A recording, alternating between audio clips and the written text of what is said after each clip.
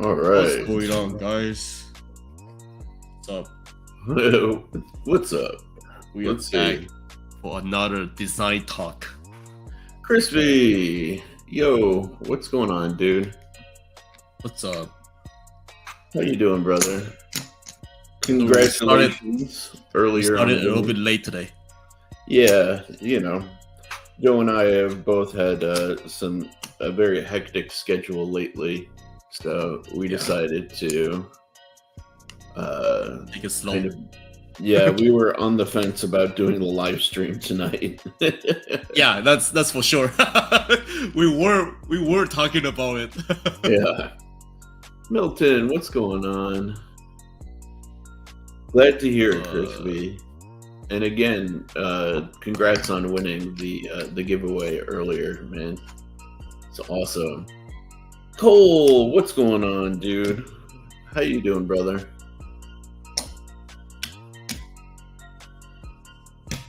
Cole is a surprisingly talented dude. He's like kept his talents low key for so long, and it's nice to see him exercising his design skills, man. Nice.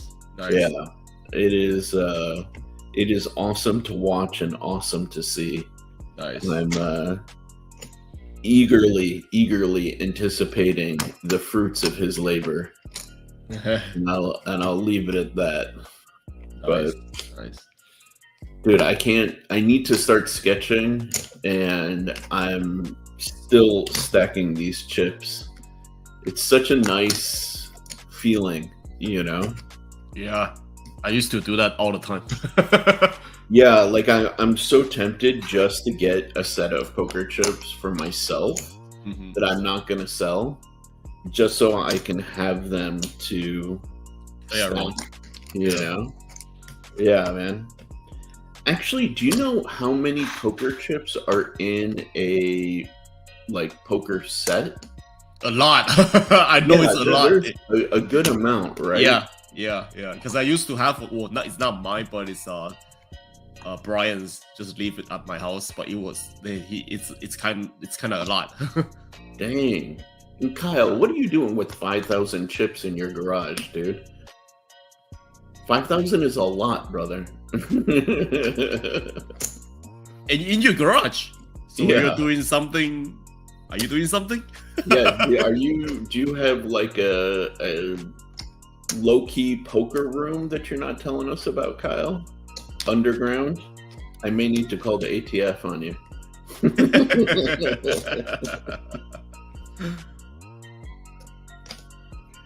And there you go. That makes sense.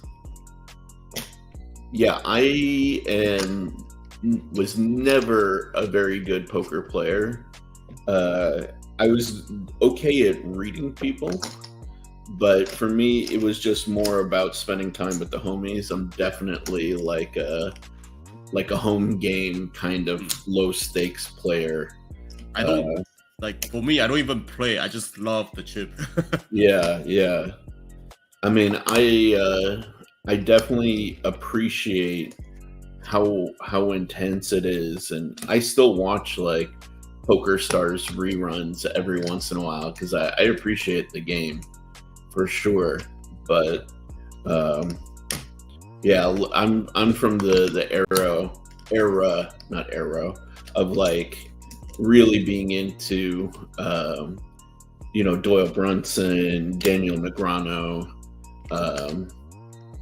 and those guys when they were at their like peak, not so much Doyle Brunson, that he's a little, or God rest his soul, he's a quite a bit before my time, but still. Ooh. Dang, nice. That's awesome. Don Cheeto.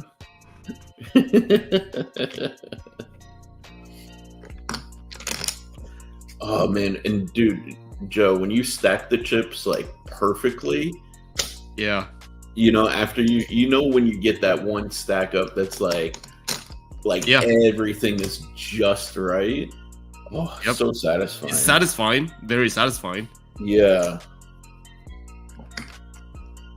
Dude, I definitely need to get a set, or, just design like a set for myself, and maybe like when you come over or have a few friends over or something, could like play poker, Yeah. I mean, I don't play poker, but I would definitely love to have chips on my hand. Not potato chip, but chips. Or potato chip is good too. Dude, I mean, for me, I wouldn't like it, could not even play for money, like it's just for playing the game. Yeah. Yeah. Dude, shuffling a 20 stack is intense. Like, you can see, like, that's me trying to stack 10 and 10. I cannot do 10 and 10. I can do maybe 6 and 6, but not 20 chips. That's crazy. Yeah, that's madness. What up, Maddie? Yeah, we're gonna just take it very slow tonight because both Sherif and I have some crazy schedule coming up and in the past few days. Yeah. Definitely. So basically, this whole week, this 2 weeks is crazy, and it's gonna just be like this for a long while. Yeah. It's been like this for a minute too. Like, yeah. Joe and I, how about the rest of you guys? Joe and I were talking about how, like, it's very interesting. You can kind of see like things happen in cycles sometimes. And Joe and I were saying the last 4 weeks had been some of the most like intense of the year so far. Did any of you guys also have that experience? Like, let's say like end of September up until like this week or so, just pedal to the metal, most intense like work and social life like obligations that you've had this year? Or is it just like me and Joe? I'd be very curious to know. Yeah, it was intense for sure. Kyle. Crispy, that's kind of what I'm getting at, right? Like,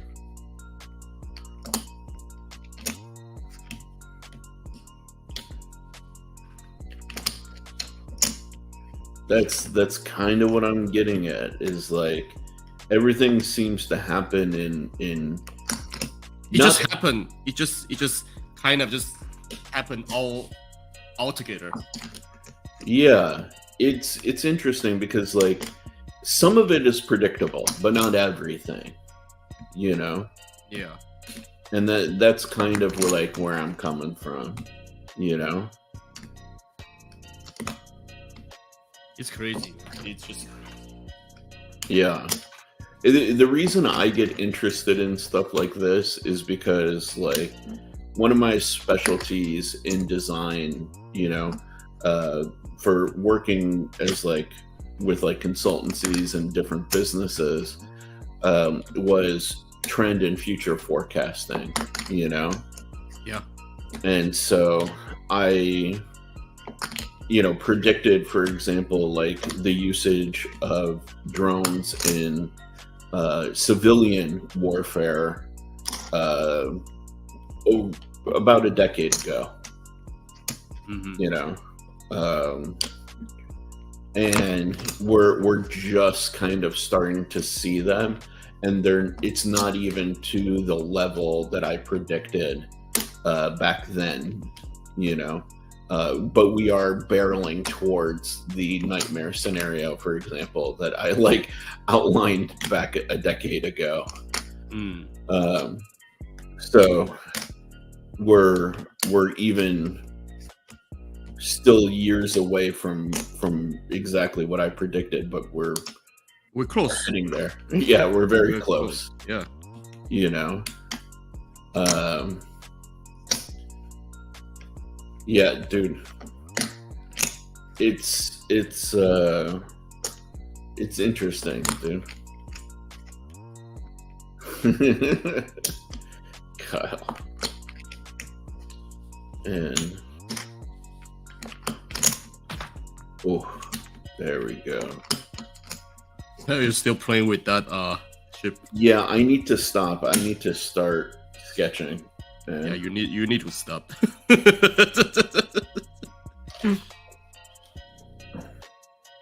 The thing is, what's nice about it is it works out the muscles in your finger. Yeah. Which I wonder if that can be like a bit of a sketching warm up, you know? Because now, like, all of my knuckles and fingers like feel loose, you know? Yeah. Where did I put my light board pad thingamabobber? There it is. I was about to say, it's always right next to me. Like, it can't have gone far. So what are you gonna work on today? So I have a design that I licensed to Kaiser, and I need to finish the sort of like refinement sketches so that I can hand it off to the guy that I paid to do my 3D modeling. Because he's currently working on the last design that I sent him. Okay. And I like to have the next one like ready and kind of like waiting in the wings for when he's complete, because he is ravenous, like, which is one of the reasons I like to work with him. As soon as I'm done, he's like, "Where's the next one?" Yeah, that's the perfect situation you can have. Yeah, exactly. Just very active. Yeah, so I like to not make him wait as much as possible. So I know that he is going to finish the other one in like the span of a week or so. Hopefully, less, but let's say it'll take him about a week and a half max if there's some challenges or life kind of gets in the way.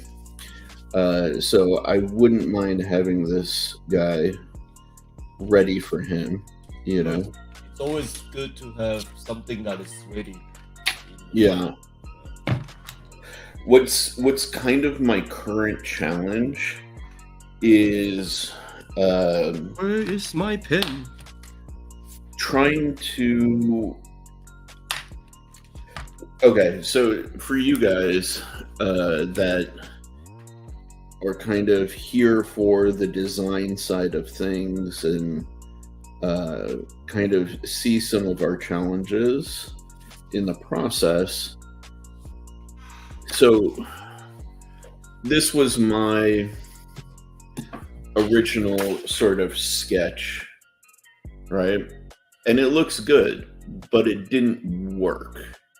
And what I mean by it didn't work, like, there's no accommodation for the inner liner position, this sort of thing right here, the inlay, doesn't really account for any sort of like chamfering on the edges, stuff like that. And doesn't account for like the inlay maybe needing to have a screw in it or anything like that. So now I'm trying to resolve a lot of those things. And therein lies the rub a lot of times, because how you want things to work you know, and like aesthetic doesn't always translate into the final production. That's why we have like concept cars. Yeah. And then the production cars end up looking different because there's just no way to get them to translate exactly the same, you know? Yeah. But we do our best. We do our best. So it looks like someone wants to see what I'm drawing. Oh yeah, they always like to see what you're drawing. Today is gonna bore you guys. I'm just gonna draw food. Because it's for one of my recording on Friday, which is contains food menu, and I'm gonna draw it by hand. Surprise.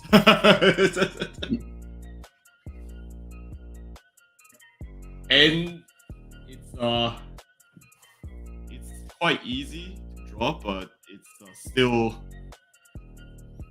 I don't know if you can see from here. It's hard to see. Let's see if we can see it from this way.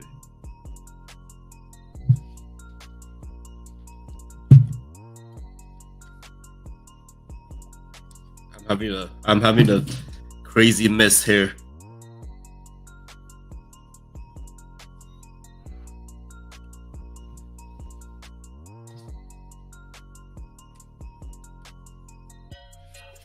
No, you can't see it. It's too bright. Mm. Like that. No, nothing crazy. Just trying to redraw this. So you got like different type of menu. So stay with us. Just look at us drawing. Yeah. Well, I'm just kind of just roughing it out, and then I will put markers in later.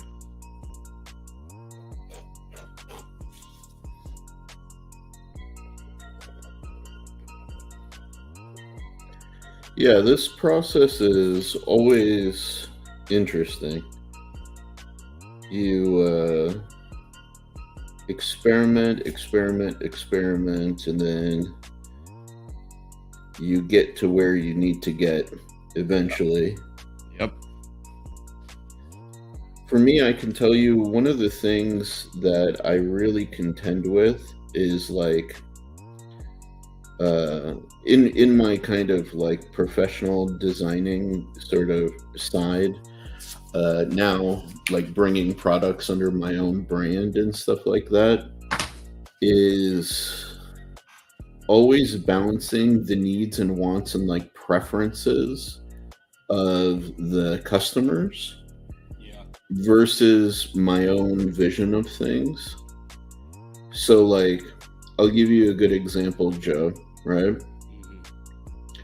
Something that some people are really crazy about is exposed screws. Yeah. And I don't care, you know? So, like, it's not something that bothers me, like, in the least, right? Because I see these things as tools, granted, pretty tools, you know? Nice tools, but still tools, right? So, like, with that mindset, I don't mind seeing a screw in a tool, you know? Like, even a Mercedes has the screws through the wheels, you know what I mean? Yeah. So, like, that part doesn't bother me. But there's a whole side of the community who's very, like, aesthetic based, shall we say, you know? For the people in chat, a good example is like Taylor Martin or Everyday Minimalist or, you know, people like that who they don't want to see a damn screw anywhere. You know, and the more you can avoid doing that, like, the more they gravitate towards it. And part of the problem is they are kind of like the influencers of the community, you know? And so, like, I have a real problem on some level with influencers because, like, getting your decisions and your preferences from an influencer suggests that you don't have, or you haven't formed your own opinions.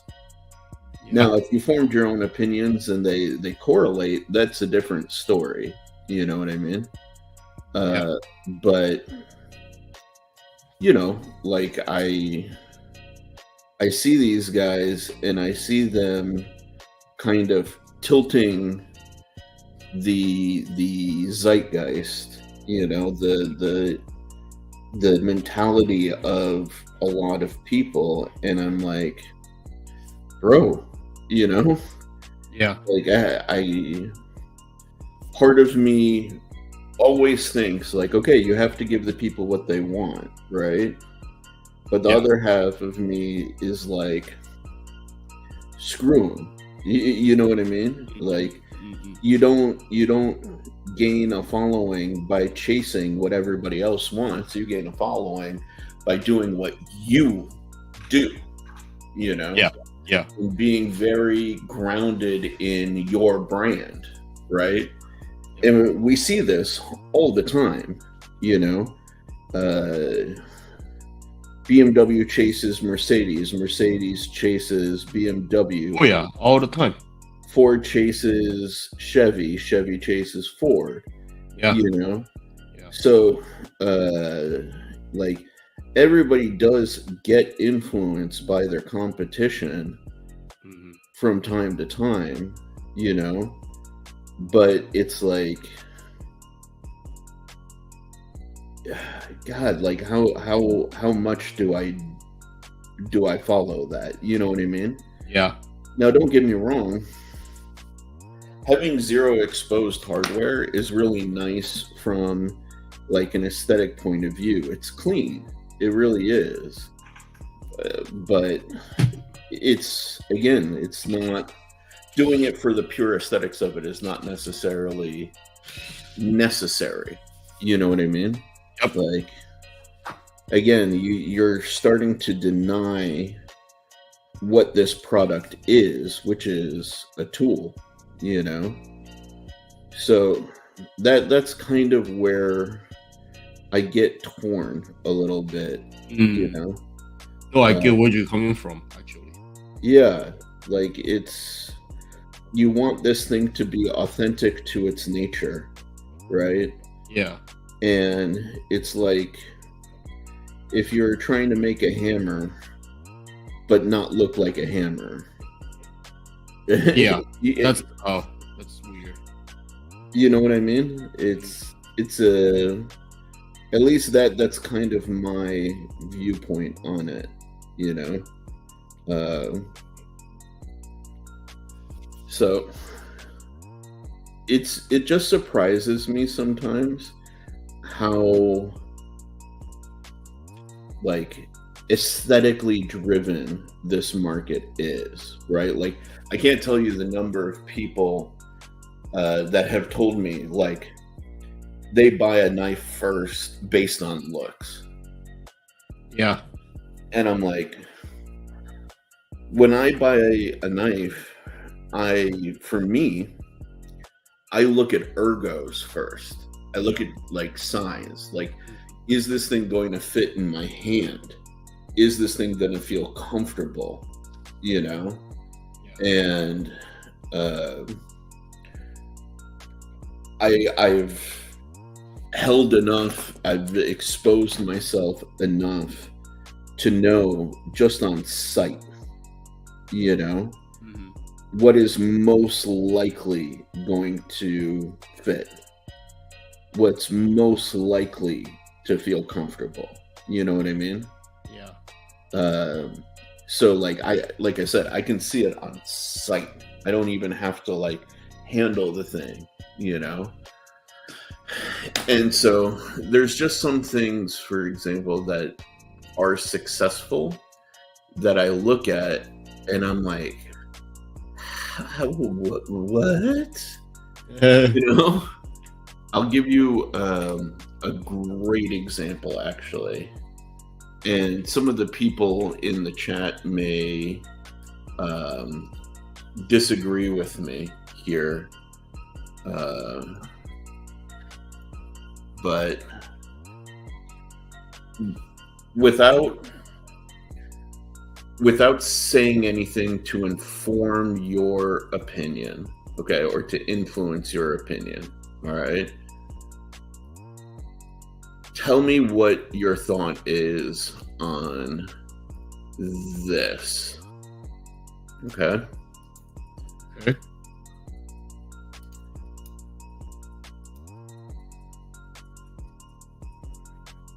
What up, Winchester? Have a good night, man. Thank you, Kyle. What do you think of this? Clean. Clean, that's all. Okay. And very minimal. Yep. And somewhat kind of bored a little bit.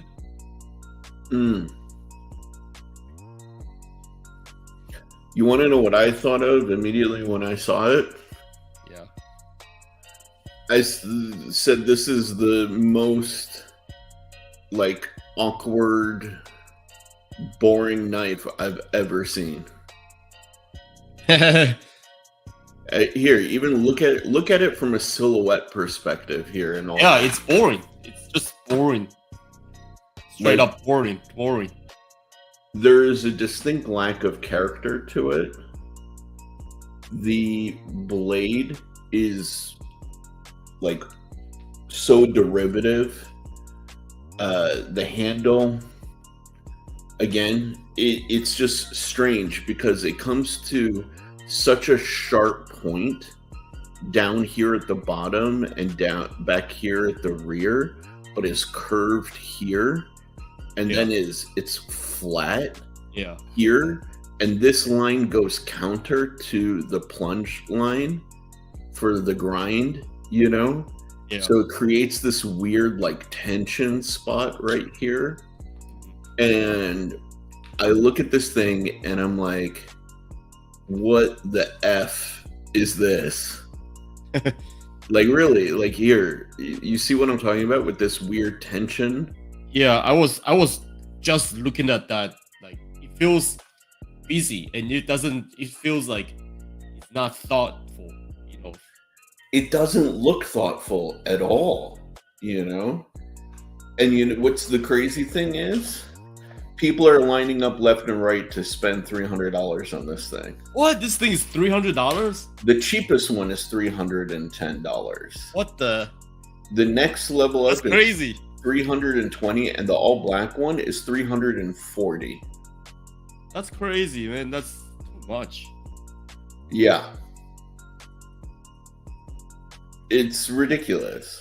Absolutely ridiculous. And especially considering how cheap this is to manufacture, being this simple. Yeah. Like, there's no additional decoration, there's no additional detail. Like, literally any one of the major manufacturers could make this in their sleep. It's that simplistic. Yeah. You know, like, this does not take any skill. There's very little even refinement to this thing. That's crazy. Yeah, $310, but people are lining up to spend their money on it, and a lot of the influencer types are like excited about it. crazy, man. That's crazy. That's too much. That boring knife. Yeah. Dude, I have no idea why it's $310 Cheeto. Honestly. And here's the thing, a lot of money. Winchester, it's not boutique though. The reality is, if they're doing enough volume to end up in Blade HQ, it means that they probably have like 1,000+ units on order. So Kyle's right. That thing probably costs at most $80 to manufacture, you know? And I agree with Crispy, right? There's nothing wrong with simple and functional, but that one sucks. But simple and functional doesn't mean boring, right? Yeah, boring, derivative, and awkward. That's my description of that knife, honestly. Like, simple and functional can be fun sometimes. Yeah. I don't know, man. Like, I saw Everyday Minimalist kind of like going gaga over that. He's one of the influencers. I mean, the guy's got like over 50,000 followers. And I was just like, dude, are you serious? Like, tell me this isn't the thing you're excited about, right? But here's the thing, Joe. You want to see, like, what that guy designed? Yeah. Because he designed a knife that's coming out.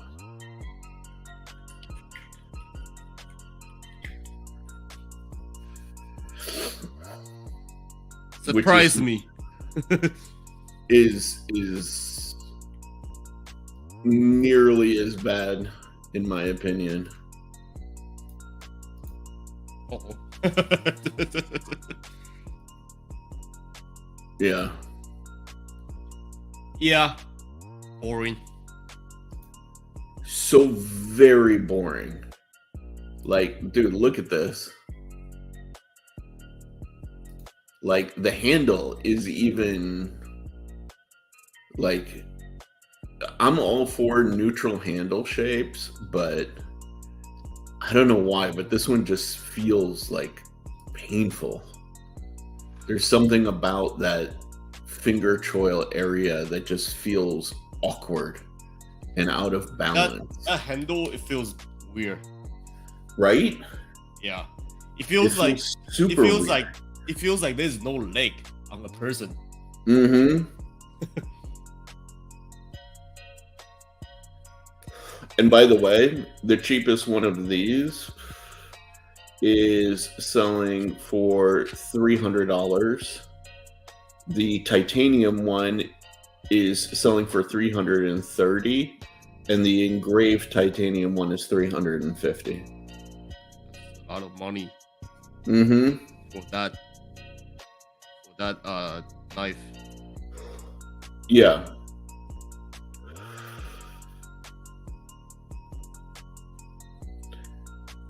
Yeah. That's a lot. See, the reason I like, it's not that I care, Kyle. It's that I look at things, I look at the market, I see what sells.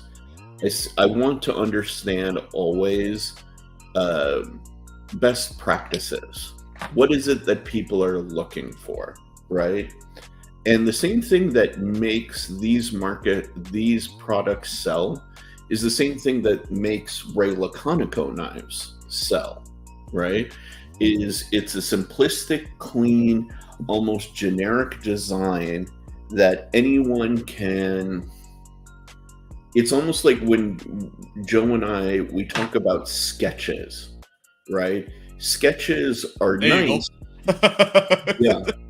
Because, like, there's enough detail that's missing that you can kind of fill it in yourself mentally. Yeah. But this is it in product form. and that's very interesting. It's a whole like segment of the market, you know.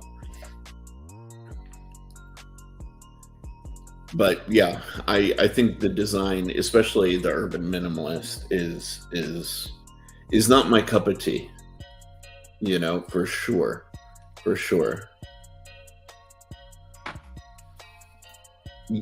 Yeah, kinda.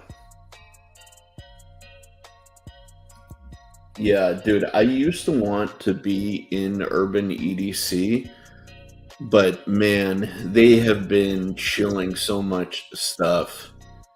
That's kind of like blech lately that I'm just not into it. Yeah, Ray is talented, but I'm saying that like, you know, he does go for the clean, minimal like aesthetic. He does it the right way, but you know, these people wish that they could be Ray on some level. Yeah, like I love Ray. I study Ray, you know, realistically, like from a design perspective, the guy is hyper talented, you know, because he does everything right. But still, you look at this and like I know I had trouble selling, you know, 300 knives, and this guy is going to turn around and sell 1,000 of these blocky ass knives because of his influencer status. So there's something to what he's doing. You can't just like poo-poo it, you know. So I try to understand this stuff. I try to figure out why, you know. And this is what anybody who would be in my position on some level will do, you know. Yeah. This is it won't necessarily change my behavior or my designs, but you can do a lot with greater understanding of how the market works, what people are looking for. There are trends, and like I wish I had the bankroll and the manufacturing ability to jump on trends. Like right now, EDC fixed blades are a massive trend, you know, and I would love to put one out tomorrow. And so that's cool, but I don't have the bankroll, you know, to do that. So I'm trying to figure out how to do my own approach to that while staying within like what I can afford to do, you know. Another big trend that I see coming is like, I think like people are going to be going towards smaller knives, you know, at least for a little while, you know. So I'd love to have a small knife on deck, you know. You always wanted to go. I mean, for us as a designer, we always thinking of customers and what customers really wants. Exactly. And you want to be the guy that has the solution for their wants and needs. I mean, it's not just about money, but it's about having that relationship with the customer and saying, hey, I got you, you know? Yeah. Like you can depend on me. But you're not always able to do that. Unfortunately not. No. It would be nice though. It would be nice. Oh, speaking of this kind of topic, we me and Andy and a few of my friends just had this conversation the other day about Gundam stuff. Yeah. And they, I mean, we started from Gundam stuff, and we eventually get into design. But then the funny thing is, they are not a designer. They don't know design, but they are arguing about design with us.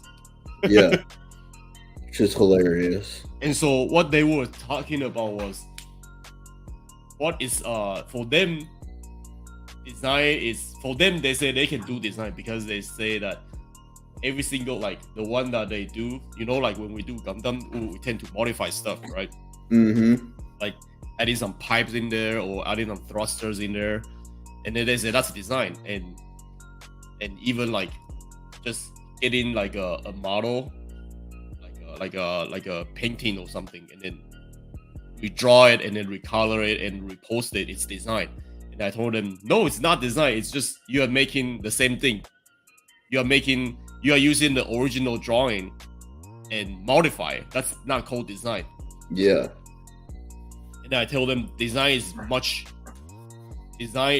more than you think, because design, it's really about how you approach things in a logical way, and how you approach every single elements in the logical way. Either it's from your story or from your research. And in this case, I told them about like designing the Gundam. I told them, okay, if you want to design Gundam in like a Gundam model or like animate, I told them that you have to start looking into what makes a Gundam.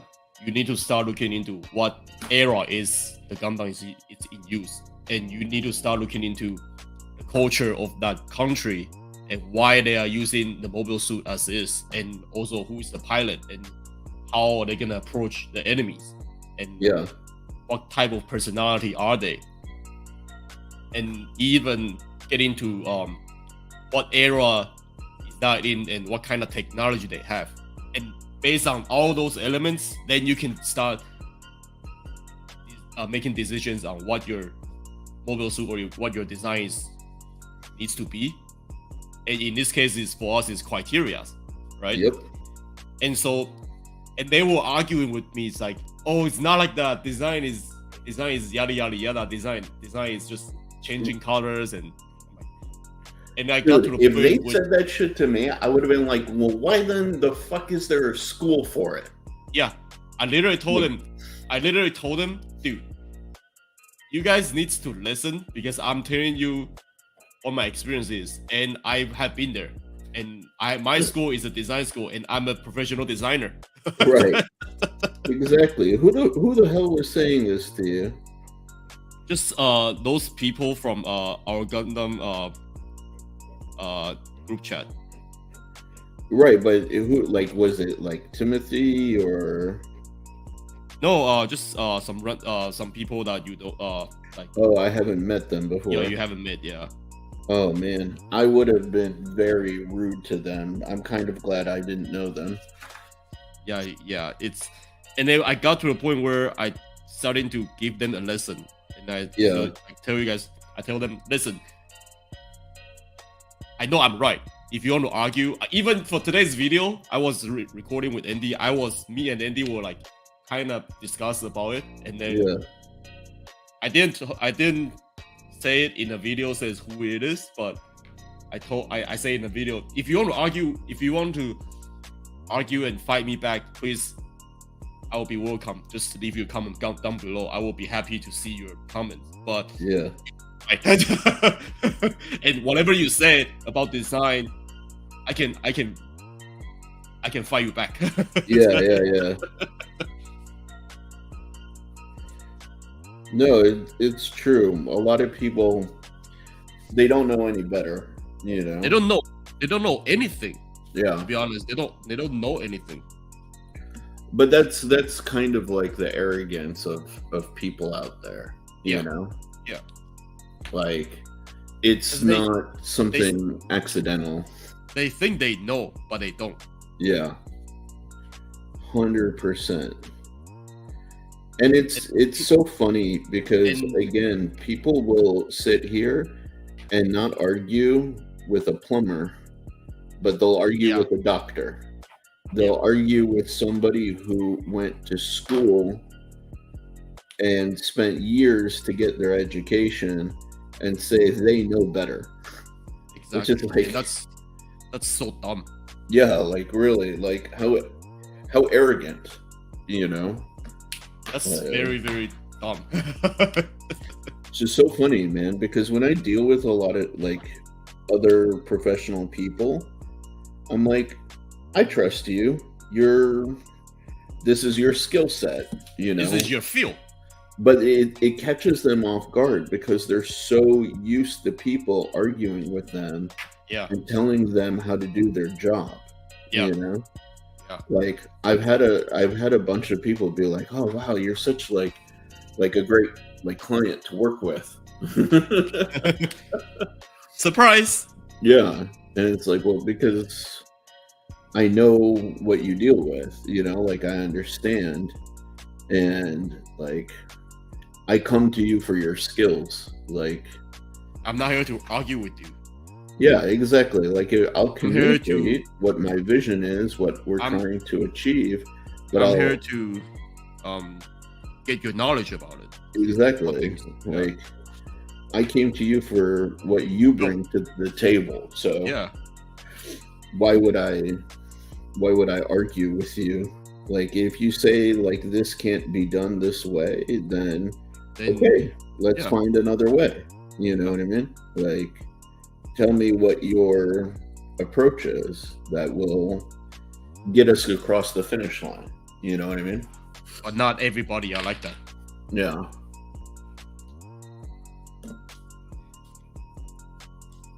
Oh yeah, of course. It was a very interesting conversation. Dude, was Andy there? Yeah, he was there. Oh, I'm sure Andy wanted to like punch them in the face. He wanted so bad. Like I know Andy. Andy is not will not put up with that. He is not built like me. Yeah. I can hold my anger and just use my word to fight them. Mm-hmm. But Andy is not. Yeah, Andy would have raised his voice. I can see it. Yep. Been like telling them to their face, like you're so dumb. And he's gonna punch. He will punch them in their face. That's part of why I like Andy. How does it look, you guys? Progress thus far. This white area is like for my Carta. It's an inlay, just FYI. Yeah, today I'm not doing something crazy. So if you want to see something crazy, watch Sherif's screen. Oh, and this is like the back spacer extends out of the back of the knife.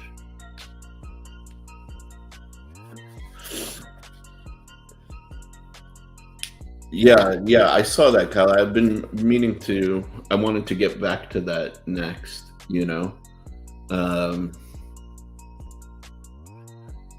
Yeah. So I completely agree with you, and Joe can attest that I've long held the opinion that like you need to kind of like stand your ground and keep like focusing and doing things like your way, definitely playing on FOMO and all of that stuff is something that I'm working towards for sure.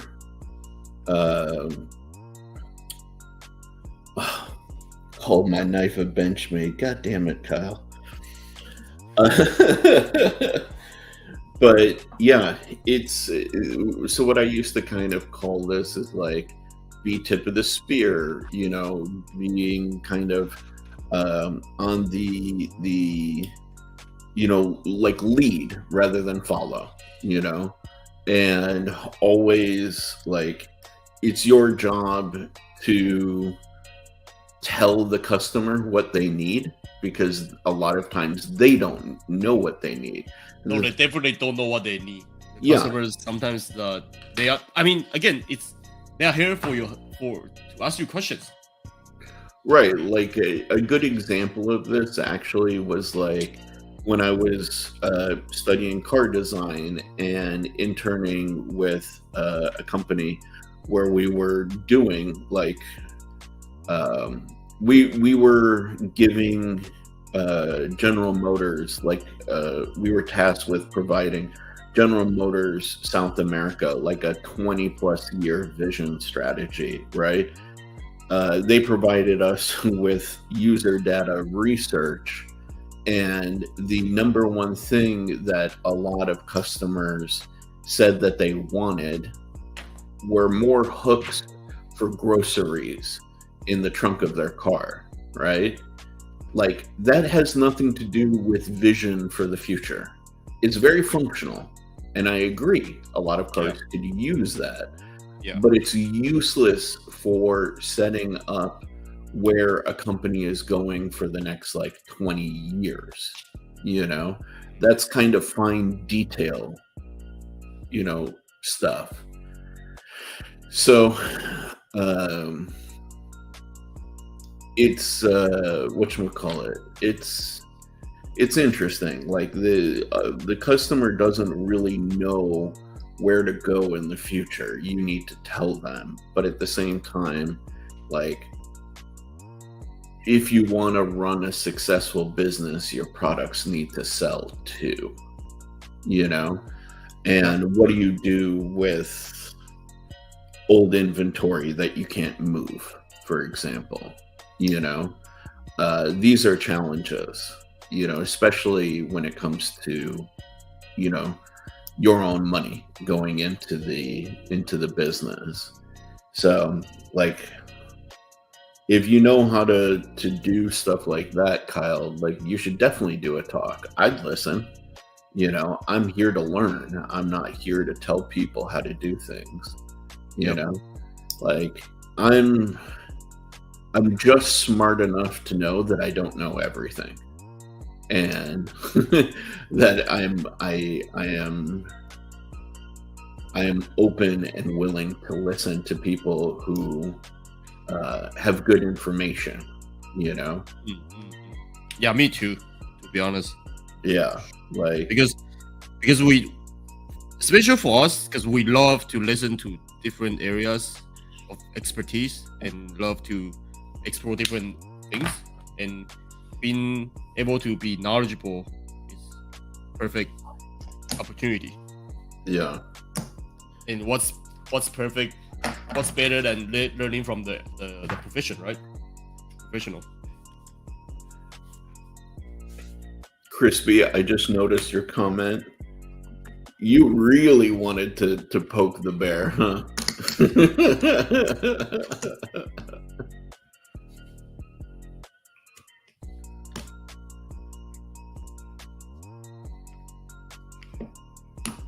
Sherif. Yes, sir. I'm trying your favorite drink. What's that? You see. I have a new favorite alcohol, actually. Not new, it's been around for a while, but I'm finally acknowledging it, you know? Maybe after I'm done drawing this photo, I will let you know, and then you can tell the story. Okay. Oh, you're doing boba, you son of a bitch. I knew exactly when you said that. You guys want to know what happened? Yeah, this bastard over here, I thought he was talking about alcohol, but no, he's talking about the drink that he used to almost kill me. So whenever oh, thank you, Crispy. I'm very happy to finally have it. So this bastard right here, Joe, whenever I go and visit him we eat out a lot, and we, like I'll cover some things, Joe will cover other things. Like, we don't really like keep a tab,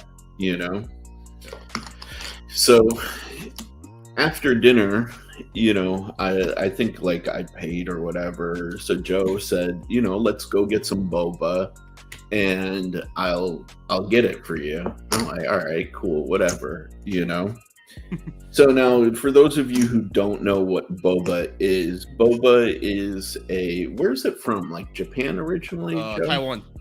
Okay, it comes originally from Taiwan. It's a Taiwanese kind of style of doing a drink where they make these little like chewy balls out of like soy that they put in the bottom of the drink, and they're sweet,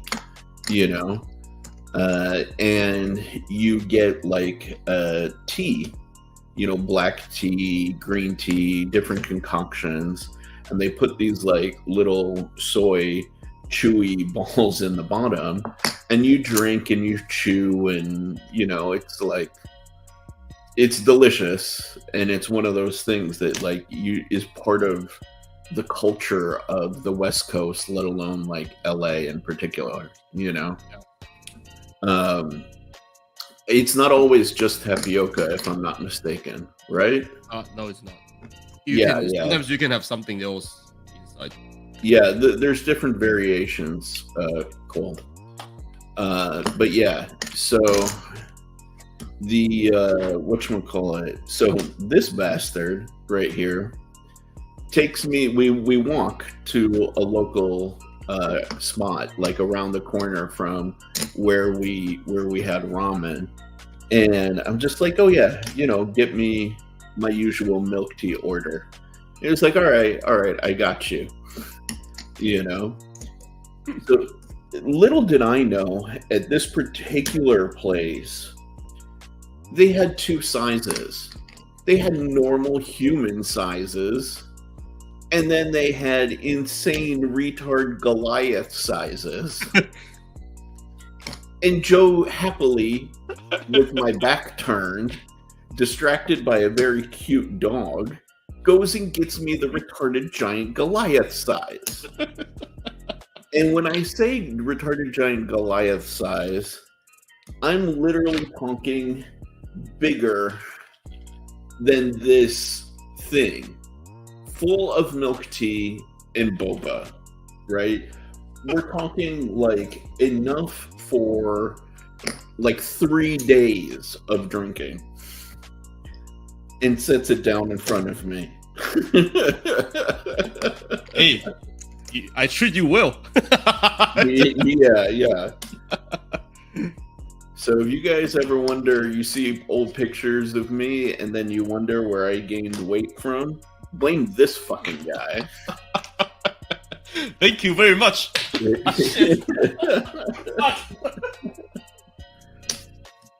Man. And it became the running joke. So now every time we go places, right, I have to be careful, because we went to another place, and we were telling our mutual friend Thomas this story, and I forgot that one. Yeah. And I told them, I was like, I'm full from dinner, because remember we had the chicory dumpling. Yeah, there's a place that does these like dumplings that are literally like, I want to say like 6 inches, 8 inches across. Easily. Yeah. It's like a mini pizza, basically. Yeah, and it's amazing. I mean, it's phenomenal dumplings, right? Pretty good, actually. Yeah, they're so big, you have to eat them by sticking a straw in it and sucking the juices out, kind of thing. And so it's very filling. So afterwards, I told the guys, like, no, I don't want any boba. I'm fucking good. We were recounting this story to our friend Thomas, and fucking when my back was turned, Thomas goes and gets me a giant boba from the other place that we went to. I forgot. These bastards try to kill me with food every time I see them. So Yeah, your boy dies of a heart attack. No, it wasn't my own doing. Blame Joe. Hey, blame Thomas, not me. Oh yeah, And, But no, it was a fun time actually, very fun. yeah. Have you ever heard of Purple Elephant in Alhambra? No. Cheeto says that that's a good spot. I mean, I probably seen it, but because Alhambra and Arcadia there's so much. There are so many different type of boba places that you can find. Yeah. Like literally, like across the street is one, and another street is another one. So. Yeah, it's true. He says it's Thai food.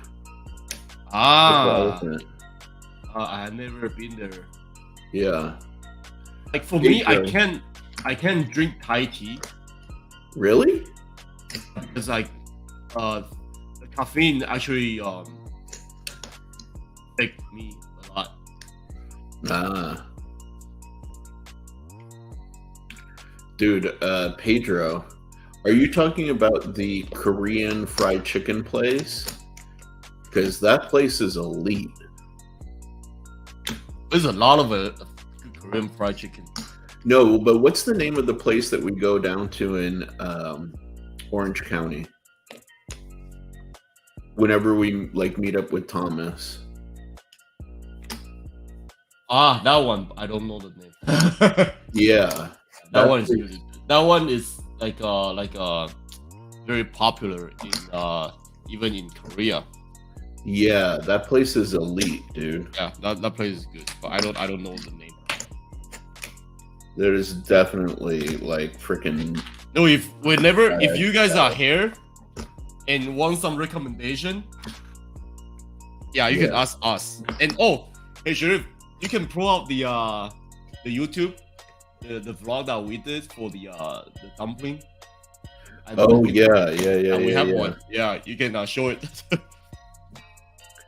Dude, no, Kyle, the Koreans know fried chicken better than anybody else right now in the game. Yep. It's crazy.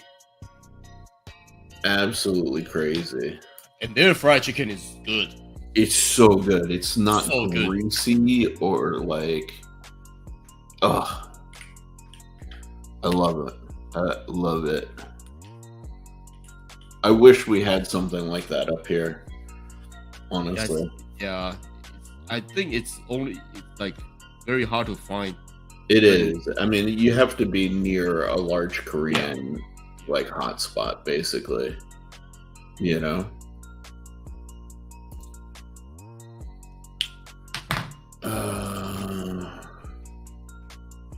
Dang it.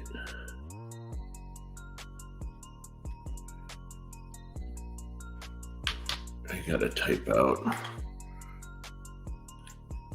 Yeah, whenever Sherif is here, we usually have we tend to eat a little bit crazy.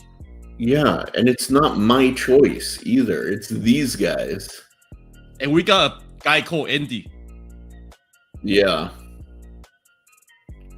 Andy can eat, even though he acts like he doesn't. He can eat. He can freaking eat, bro.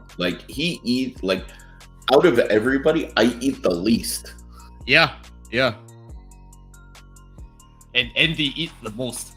Yeah. Oh, here we go.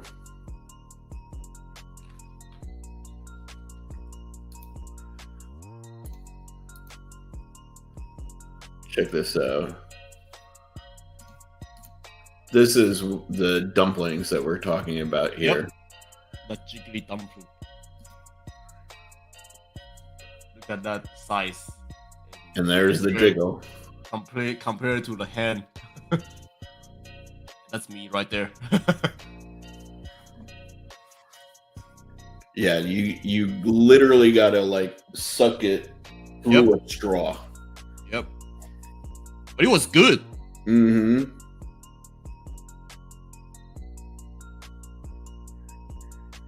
and you can only find that here. Yeah, it's so good. Hey, that's Thomas. Yeah, that's Thomas, and obviously that's me in the background.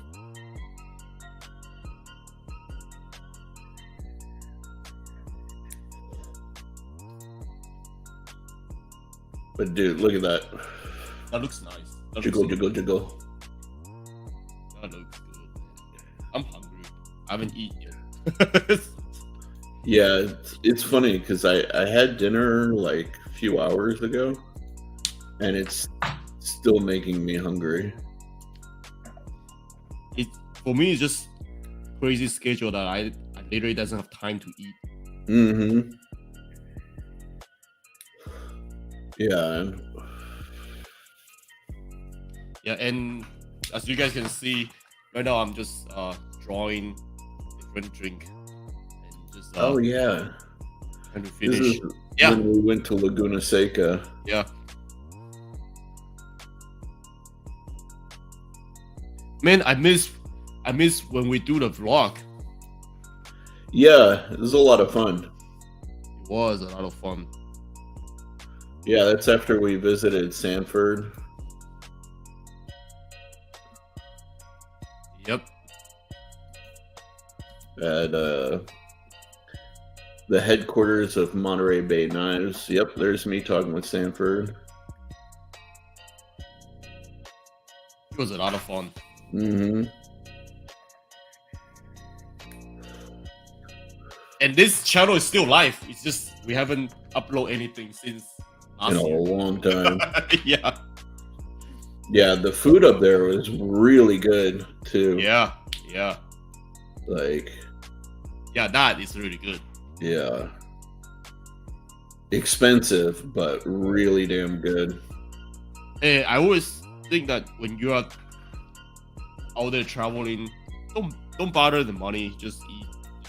Yeah. I mean, of course, don't make yourself broke. But yeah. But again, it's just something you need to experience it.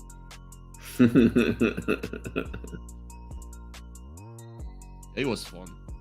Man, we need to do more vlogs like that when I go visit you. We just need to like go and do things, you know? Yeah.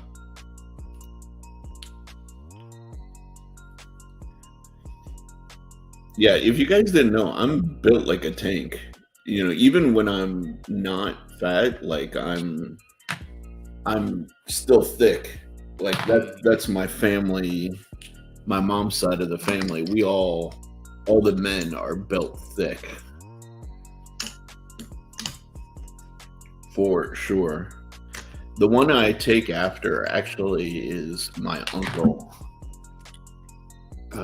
Let's see. I don't know if I still have the pictures up here.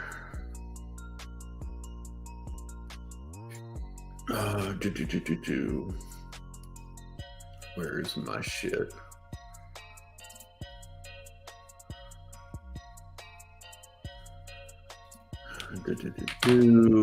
My albums. That's I don't know, some kind of plate right there.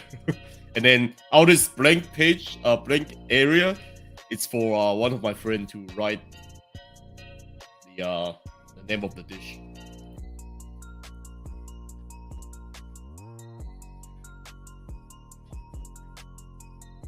Let's see.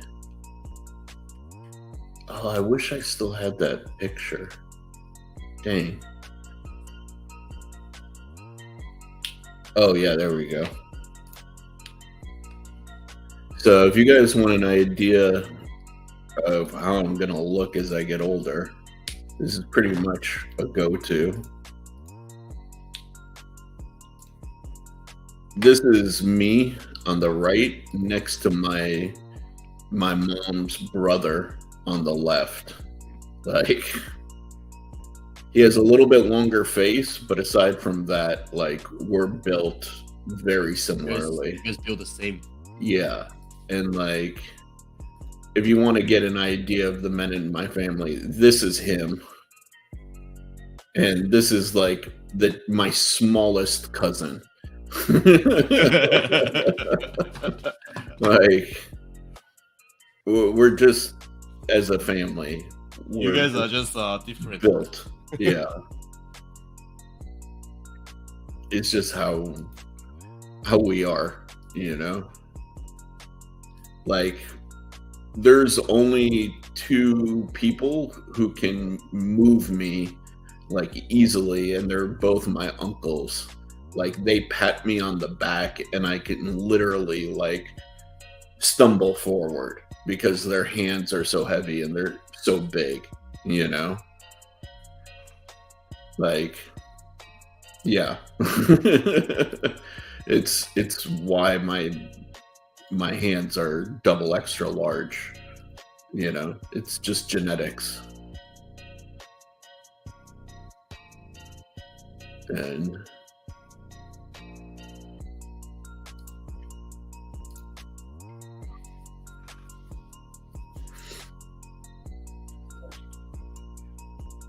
let's see.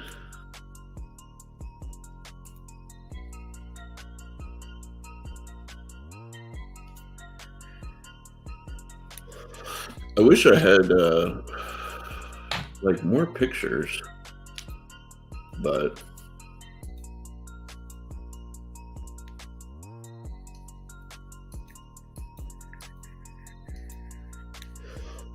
yeah, damn, man, these go back. I gotta see if I can resurrect my old computer because I am missing so many photos.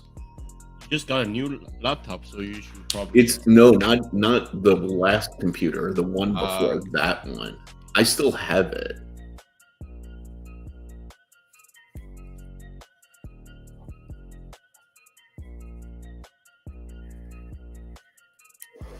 Yeah, I still have it. It's just I gotta like take out the hard drive and see if I can't get some data off of it. At least the photos, you know. Yeah. That's what I always fear whenever a computer dies. Actually, more than anything, is like you lose the memories. You know. Yeah. Like, especially when it happens unexpectedly. Yep. I mean, you just experienced that. Yeah. Freaked me out. That's for damn sure. All right. Yeah, it looks very delicious. I don't know what that is, dude. Yeah. You know, the thing is, I do acid test kids, but then sometimes you're in between updates, you know. Yeah, Kyle, the browser history is one I clear out regularly myself. There you guys go. You can see inside and out there. Nice. Yeah. We are trying 2 totally different things. Yep. I'm trying food. I still have so much more to draw. Like, a single page of this stuff needs to be like highly detailed, you know, with like a lot of information. Like, here's like one that I did for Maddie. So I explained like construction, dimensions. That is super highly detailed. Yeah, like all sorts of stuff, you know, and I still need to do that here. So I need to like break out the blade, break out the liners, break out the freaking, you know, back spacer, do all of that stuff, you know. Yeah. Lots of things. And I haven't even figured out what I want the pocket clip to look like. You know?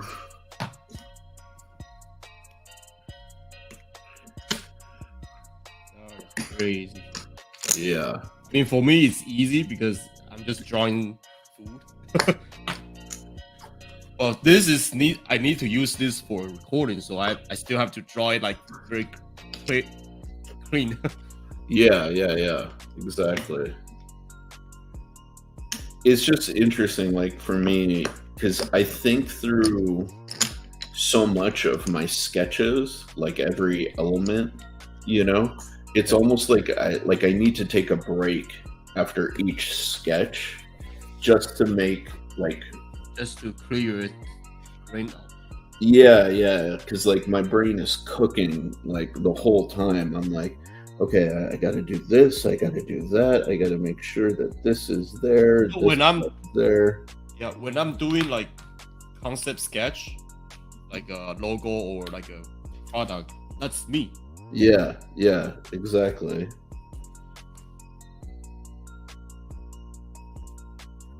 So you want to make sure that like every element is in the right place, doing the right things, and yeah, it's a little stressful, but in the grand scheme of things, worth it. It's fun. Yeah, like right now, I'm thinking, like I could redo this sketch, right? But eliminate the hardware on the show side. Yeah. You only have like one screw. But then would that look imbalanced? Because I have to have this screw right here. So I'm like, do I do that? Do I make it like cleaner looking, or do I keep the rest of the screws because they kind of balance it visually? Yeah. I'm not sure.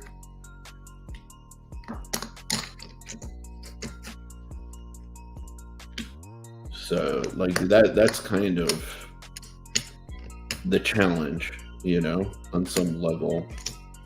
Design is not easy. It's like definitely not. So don't think design is just changing photos and changing color. What up, Neil McKenzie? How you doing, man?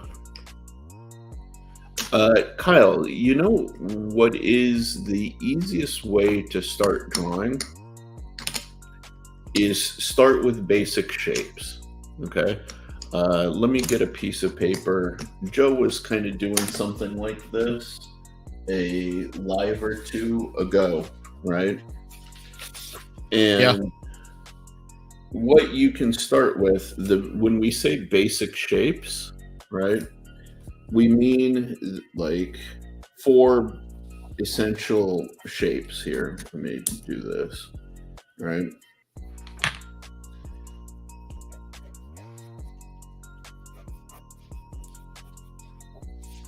So the first one is the cube, or any type of kind of like blocky extrusion, okay? And there are some rules to getting a good result, right? And one of them is what's called drawing through. So I'll explain that once I finish this guy right here. Drawing through is basically, this is what I'm doing. Let's draw through. Yeah. So we start here. Oh, yeah. With a box, essentially a box. And there are like best practices with drawing a box. So there is a concept called perspective, and what it is this. If you were to draw a line from the one side and you're to draw a line from the other side, right, going off, as we say, towards infinity, which is like, forever and ever away, right? All of the lines should be converging towards the same point. Oh, there. You see it like this. Okay? And that it applies even to the lines that you're going through in the back. So here's a good example, right? If you look right here, I wish I could zoom this in. I kind of can if I detach this thing here. Okay. There we go. So here's a good example of where this can fall apart. So you see this line going this way. You see this line going that way. In theory, they will kind of reach a point, maybe about here, where they converge, okay? This line should be doing the same thing. So if we line this up, notice it's stopping about here. So I already know that that line is incorrect. So what we want to do is we want to change the angle of that line a little bit so it is converging in the same general place. So that is how we establish these lines. So that would be a more correct perspective. And again, same with the back, right? And you can make this assumption that this edge and this edge will meet. So now you've done a basic rectangle, okay? And that's it. That's all you need to do, right? Now, if you want to go from here to doing a cylinder, for example, it's not that difficult to translate. You kind of draw a cross. And when I say a cross, I mean like a cross, like a religious cross. Yep. Or an X, depending on where you want to go with it. So you draw something like this, and the cylinder will touch at these points that you've drawn. So you can do a curve like this. You do the same thing down here, right?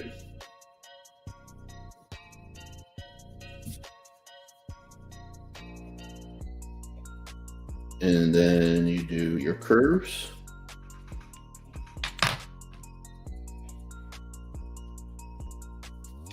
And then you literally connect it with a line, top to bottom.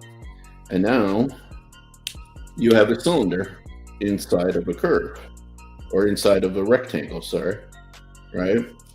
Now, one of the things that you'll notice, even by looking at this right here, is this top surface of the cylinder, the circle is narrower than this down here. And that's what happens like when you look at stuff. You see, when you look at, let's say, like this represents a cylinder, you'll notice that like this cylinder gets narrower at this perspective versus down there. And that's kind of actually kind of cool. I just thought of this instant while looking at these, right? So this allows you to kind of see when you have a fixed perspective like the human eye, you know, that's how it works out, you know. So this will be a narrower circle than the bottom, assuming that you're looking at it from like this kind of view. So these are already two of your basic shapes. The next basic shape is a circle that has curvature to it, which is a sphere. And that's where you get this like darker section, and you get a lighter section that reflects up there. That's your next basic shape. And the last basic shape is a variation on the cylinder called a cone. So if you take this point at which the cross intersects and you draw a line connecting that intersection to the outer edges, boom, now you have a cone. All essentially man-made shapes are derivative of these four basic shapes. Yep. If you can learn all this basic shape, and the next thing you will do is combine all this basic shape and then come up with a form, basically. Yeah. And that's how product design and product design sketch is about. So now, if you want to take these and then translate them to 3D, come on camera, there we go, focus. So I will do just quick and dirty. These will not necessarily be dimensionally accurate. These are just for visualization purposes, right? And this is what Joe was doing the other night.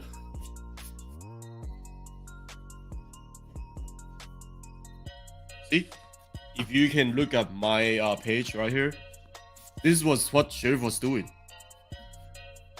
Same thing, basic shape, cylinder.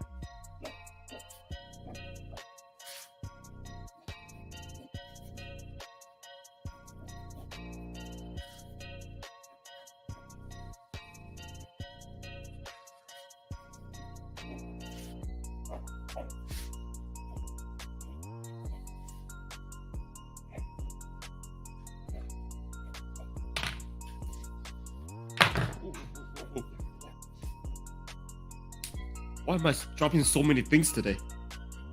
Some days are just like that, dude. Damn. So what I've done here is I've given each one of these a shadow, right? Quick and dirty style. And now you can start to see that these have dimensionality to them, right? Already, because they have a shadow. Now, little technique for projecting the shadow, you can see I kind of drew some lines here, right? So assuming that your light source, let's call it the sun,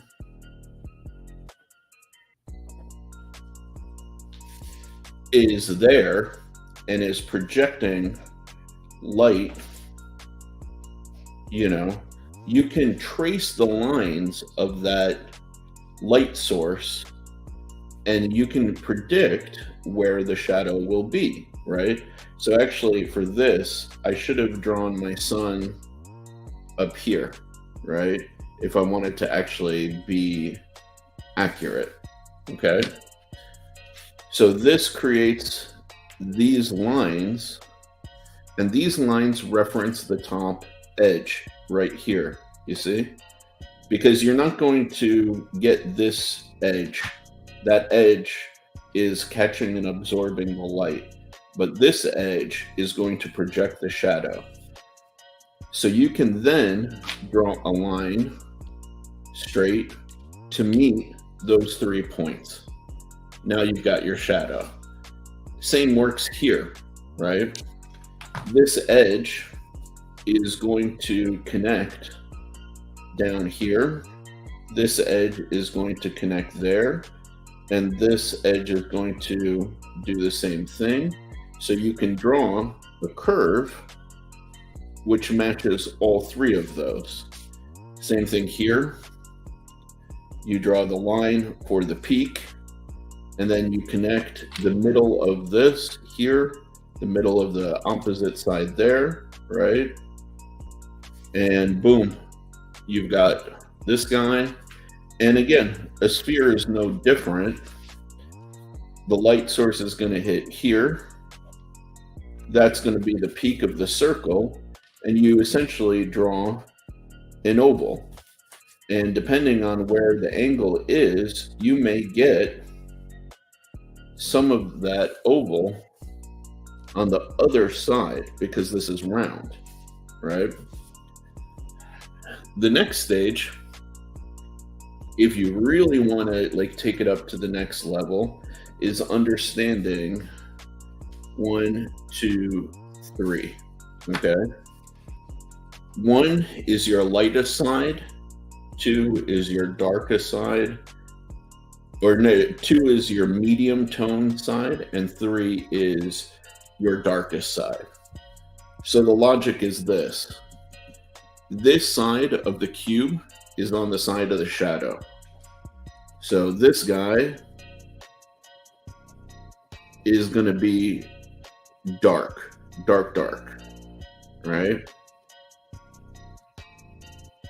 So this is 3. This guy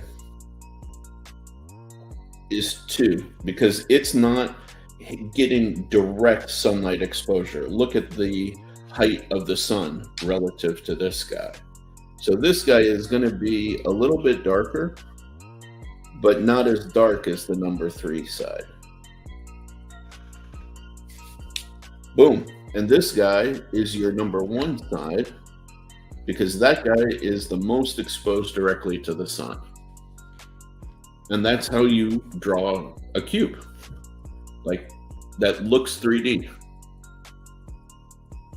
Right? Yeah. Same thing applies here with this guy. But right here, it's a little different because it's a curved surface. So right where this point is, that's where you're going to get your darkest dark. And it is like a band, you know, essentially, right? So the point where the shadow touches the cylinder and the top, that's going to be your darkest point, and then it will slowly roll to being lighter, like this. And this side will stay a little bit brighter because this is where the sunlight is hitting, right? So this becomes your 1, this becomes your 2, this becomes your 3, but then you need to bring it back down to 2. And that's how you make the cylinder look the way a cylinder looks. Yep, that's basically it. Right? Same applies to the cone. Boom. Start with your darkest dark. Roll it off a little bit. And then bring it back to being light here. Broke the lead in my pencil. Right?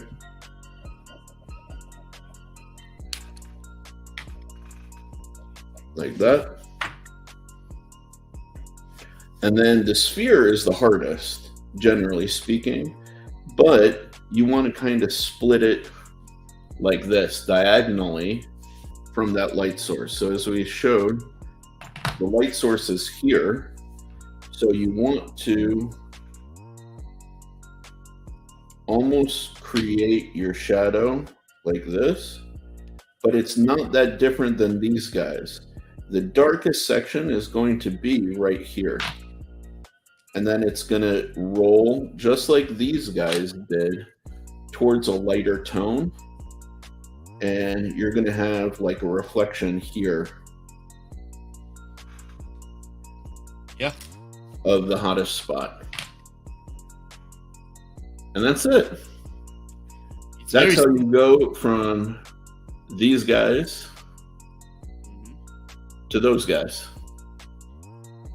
It's very easy, actually. If you Yeah. really get into it, you will understand it really quickly.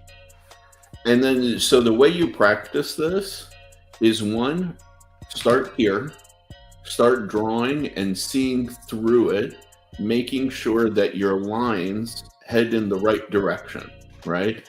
One technique for doing this, by the way, is draw a line horizontally, put a point here, put a point here, and then make all of your lines connect to those, right? So you can go up from these, and you will know that your lines will always be in the correct place.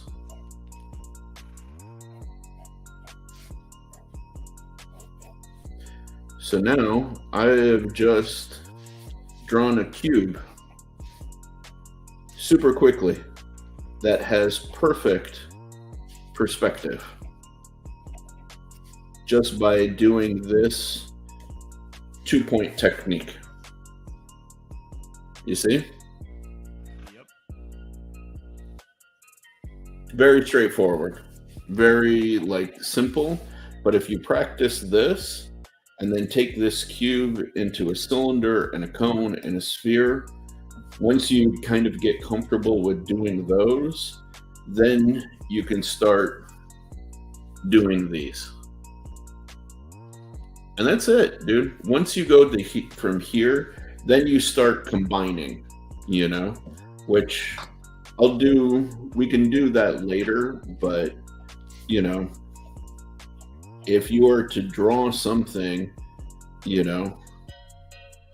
like this, very basically, right? Let's say it's like a vase. Actually, we can look at it like that, right? You can break this down if it's a vase, right? This is like a cone meeting up with another cone, meeting up with a cylinder. Yep. So once you start combining, then you know exactly, for example, if you wanted to throw a shadow, you're going to be connecting all of these points like we did before, so you'll know that this shadow will kind of look like this. Granted, I'm doing this very quick and dirty, but actually it should be like that.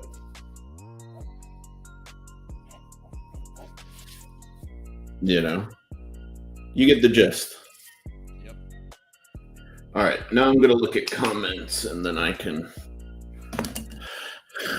And if you want to get even more advanced later on when you get used to all this drawing technique, you can start drawing using markers. And then after, in a little bit, I can show you guys again on how to draw marker in a simple shape.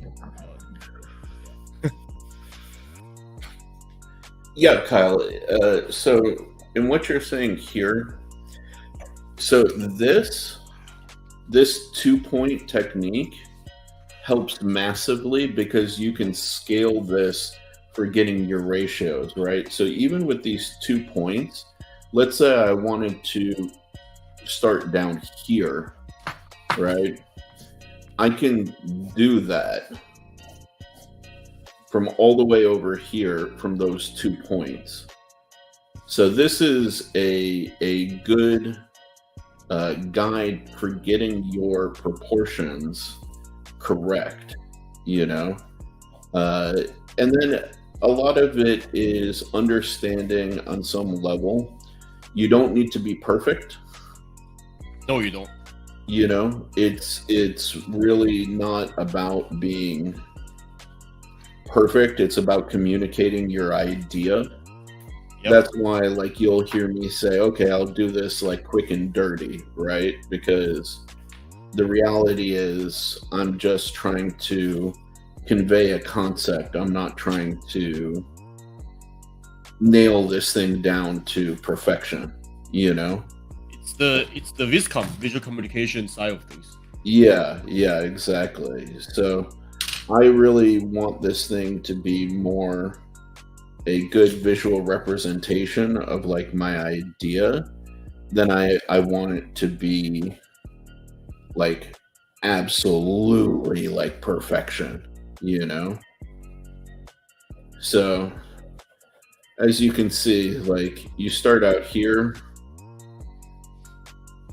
you can have another cube, and then this one is still completely dimensionally, oh, dang it, it's far away. But starting out down here, I can still be dimensionally correct using this 2 points. And you can extend this 2 points as wide as your paper, or one technique that a lot of people used to use is they would like tape their paper to their desk and then tape a piece of string here and a piece of string there. And then they would have like a string on each one where they would pull it tight and draw their line across that string. But that's more advanced than you need to worry about, you know?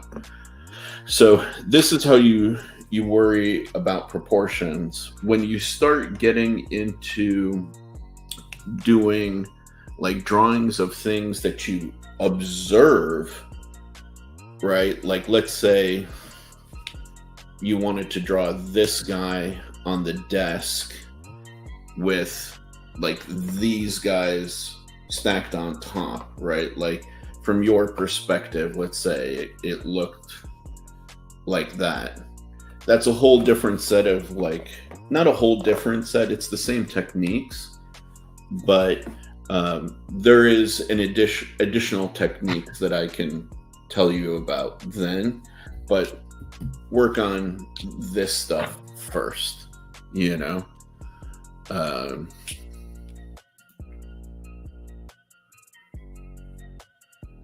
Yeah, see, like that's gangster. Like that level of sketch technique is really gangster. So as to test kids, what I generally like, I keep 2 sets of pencil leads. I use 4H and then either 2H, I think. I think I use either H or 2H. So 1 is for me to draw lightly, you know, and just put in basic line work, get my ideas kind of placed where I want them to be, you know, like this. So you can see clearly it's very light, right? And then I use the H as kind of like a finishing one. Once I really know where my lines are and I want them to be, you can see how that goes darker immediately, you know? So this is how I kind of get refinement out of what I want, right? And then what's also nice is, let's say I want to do shading. I can start with the 4H, which is, you know, much lighter, start to put in a gradation exactly the way I want it, right? So you can see there's a light gradation there. And then I can use the 2H or H and really now do a gradation on top of that. And then the harder I press, the darker it is. And then as I progress through the shading, I'll lighten up the pressure to the point where I'm like barely touching the page. And that will give me the transition into the original gradation that I put. See? Like that. See, this is my original gradation, and then this from here to here is done with the 2H or H, whichever one I use, you know? So that was a very informative. I mean, that's actually how we learn, and Sherif is 100% on it. Yeah, I mean, this is, you know, we employ these techniques like every single day, and you know? And also the stuff that I'm showing right now, it's basically the same thing, but it's darker. So if you can see, I mean, Sherif knows, but this represents Sherif's the darkest pencil, and then you grade it to the side, and because the shadow is coming, the sound light source is coming from this way, right? So you got a core here, so the shadow will be like this, something like this. Yeah, nothing changes just because you're using color. It's the exact same principle. Same thing. Yeah. And see, if you look close, I'm drawing a C draw through. Cylinders, so that I can establish a perfect cylinder with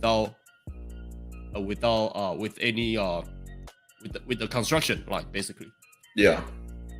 Exactly. And one thing that I'm doing it different here is trying to apply different materials. So I got a chrome here, and then trying to put a wood on the bottom. So that's, and basically the same. It's just a darker what is it?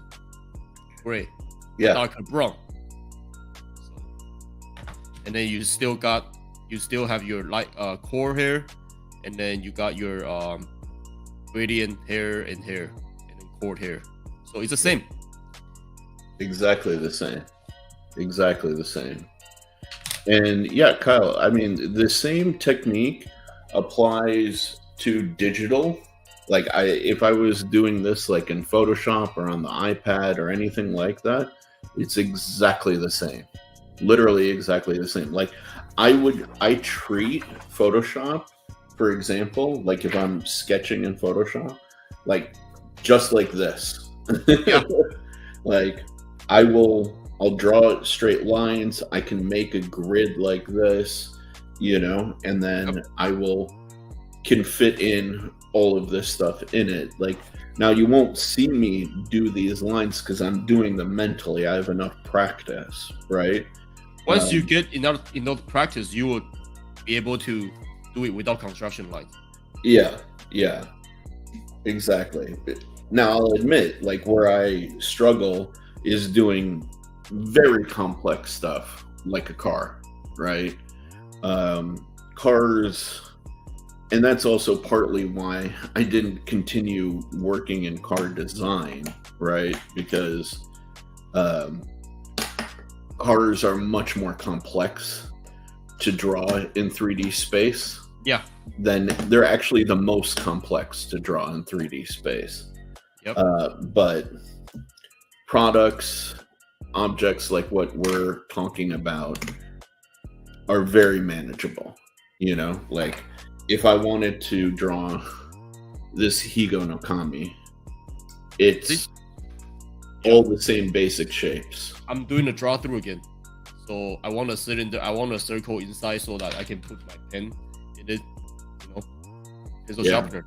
So, but then the circle is deep down in the top opening, so it's a draw through. You always wanted to draw a draw through because so you can understand what this construction is all about. Exactly. Right, like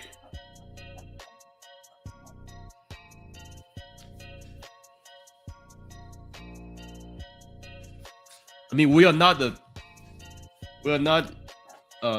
best out there, but we know something. Yeah, exactly. So like I can show you guys like super quick.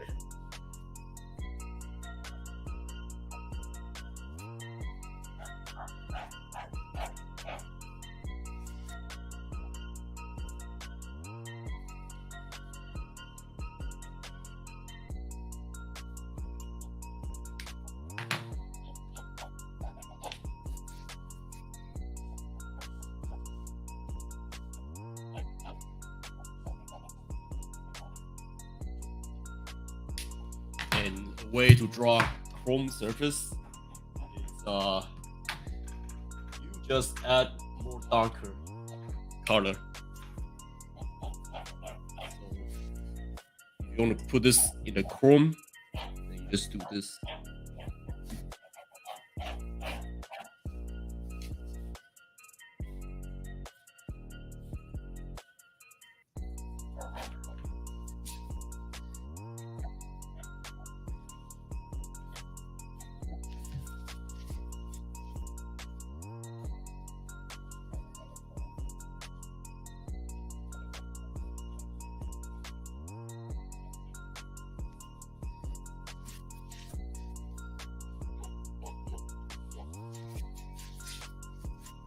Like, And then you blended it.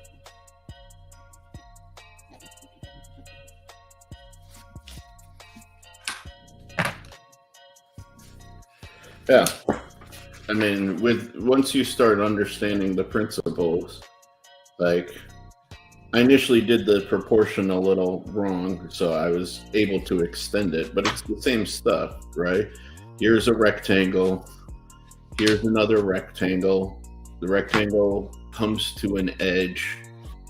You follow that edge, you get the plunge,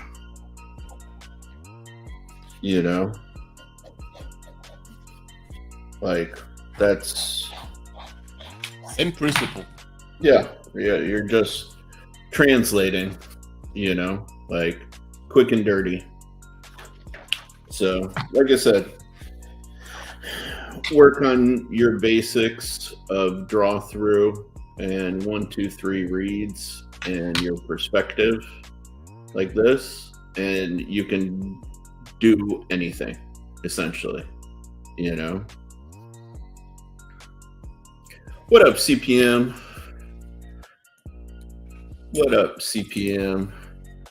Now, cool. Dude, if you want to get Joe and I's critique, you're more than welcome to.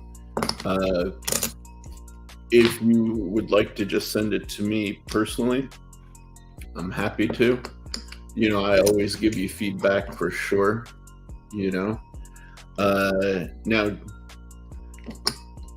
Joe and I need to be a little careful about doing design critiques because we were trained in the whatchamacallit. Okay. So when we talk about design with you guys, there's something you need to understand about doing designs, right?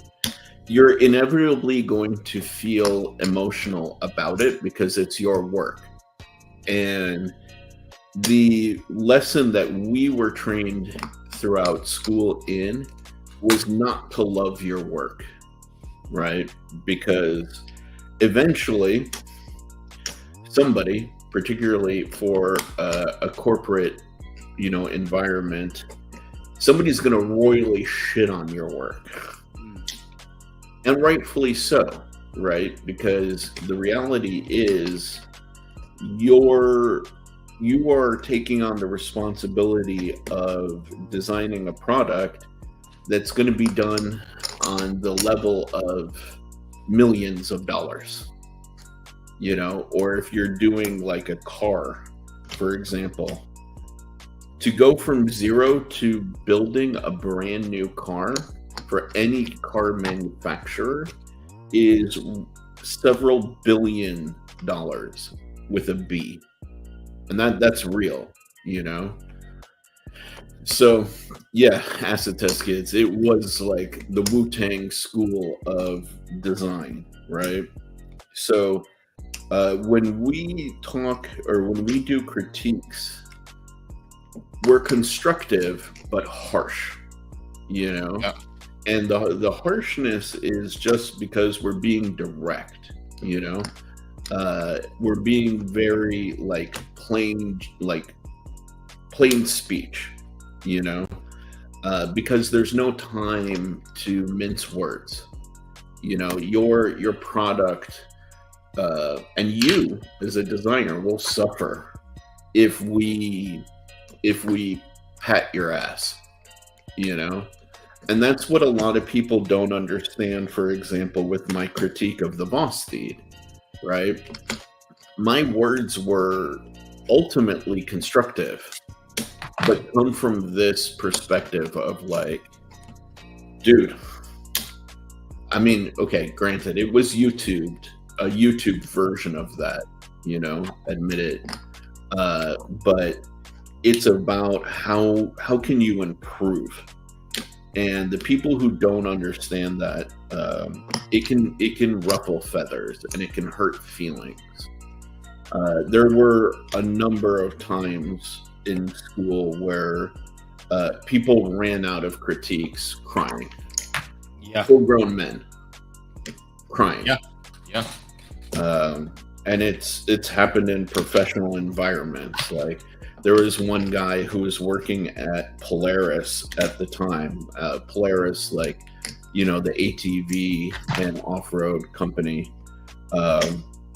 Yeah, he got such a rough critique of his stuff that he locked himself in the bathroom crying.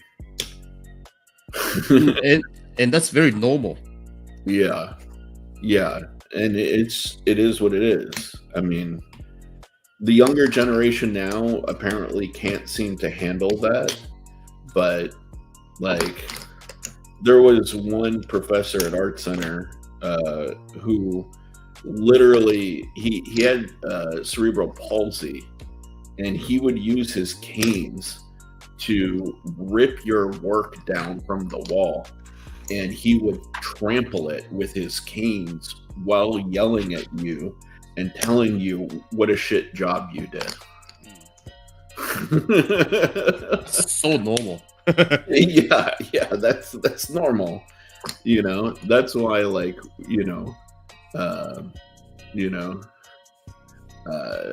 I would say I have a tough skin, you know, because we come from that world, you know. So I just want to throw that out there, essentially, because I don't want somebody to be like, oh, hey, you know, let me get some feedback and, you know, be upset, you know.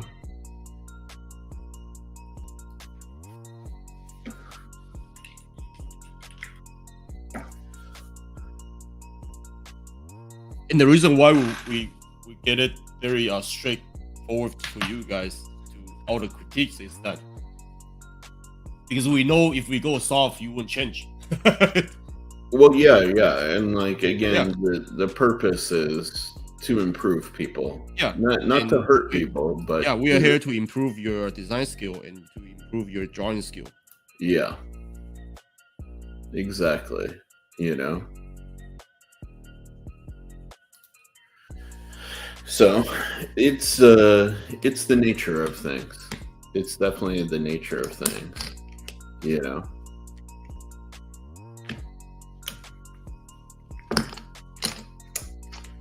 And as you guys can see, I'm adding detail, so it's got more stuff to look at. All right, let me pump this out. All right, Joe. We have a submission for a critique.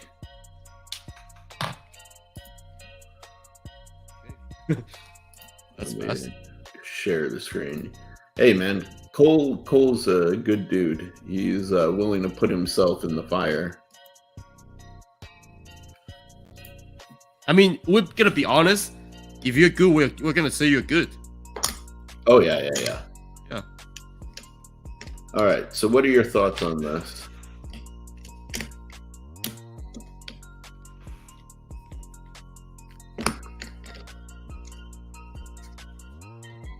My first impression, the knife, the blade, it's fortunately. I mean, I'm not blade like knife experts, but from the first look of it, the blade looks a little bit off. Why does it look off? Proportionally, because it's not balanced from the back to the front. Now, I will say this. This is not meant to be a folding knife. Okay. So this is meant to be a fixed blade knife. So think of it almost like a cleaver in a sense, right? So does that change your perspective? I mean, if it's not a folding knife, I will still my take is I will probably make, if I'm designing it, I will probably make the blade a little bit not as tall. Yeah, not as tall. Yeah. Yeah. Because right now it feels like the head is too heavy. So, all right. I'll give you my perspective, right? So this fuller right here, if you can see my mouse, it's not really clear what it's there for, right? Because the way I see this knife being used, and I may be wrong, Cole, this feels either... Actually, here, let me ask you this, Cole. How big is it meant to be? Is like lengthwise from tip to tail. So if it's meant to be like a cleaver, then I have one perspective on things. If it's meant to be more pocket-sized, EDC-able, I have a different perspective. So, and this is, by the way, part of the critique process that I shouldn't have started without. Generally, when we do critiques, the person starts by kind of expressing their idea, to the group and kind of saying like, okay, this is what, this was my design, this is my concept, my usage scenario for it, right? Again, it's if you have a good reason for it, and if the reason support your argument, then the concept and the concept will work. And that's I was great at that at Art Center. Yeah, you are. I can justify everything. Yeah. So let me ask you this: what is this for, and how are you gonna use this, and what exactly is the price range? How much is it gonna be? Yeah. Okay, so he's considering this to be a neck knife. So Joe, to explain to you the concept of a neck knife, right? Neck knives are typically smaller knives that are carried in a lanyard, or like a necklace around your neck. Okay. So the idea is like, you can just keep it at your chest level. Yeah. You grab it from the sheath, you use it for whatever task, and then you pump it back in. And then, you can keep doing what you're doing, right? That said, they're usually like 3-inch blades and below. However, for Cole, he has suggested that this should be a 3.5-inch blade, so a little bit bigger. Okay. So, having said that, he wants this. I can tell he wants this by the design to be kind of like a does-all sort of thing, you know. So yeah, Cole. For me, my critique of the Fuller still kind of stands. I'm not sure what it's there for. Like it's not serving like an express purpose, right? Like a Fuller is a nice visual aesthetic, but it's also, in my opinion, should be driven by some degree of need. I don't think you're going to be doing any bloodletting. Kyle, have a great night, brother. I want to chat more with you about business and how to properly run a business, because you obviously have some experience. So keep me posted. We definitely need to chat. And then, I reached out to the guy that won the giveaway about the knife, but he hasn't gotten back to me yet. So we'll chat some more, Kyle. All right. So the Fuller's purely aesthetic. I think the aesthetic, you have essentially like very clean lines. I would say that the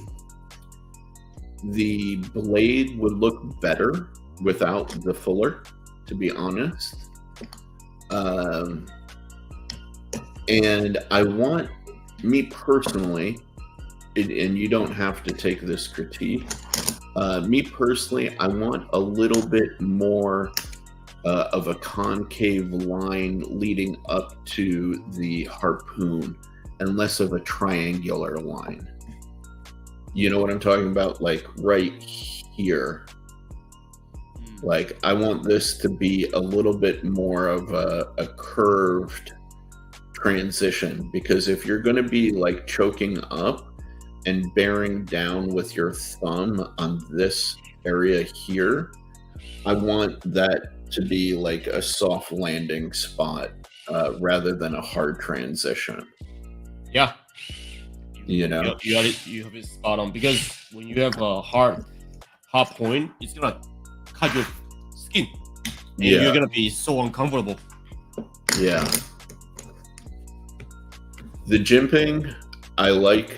I think that makes sense.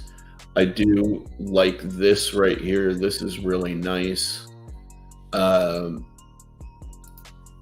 curious. I think that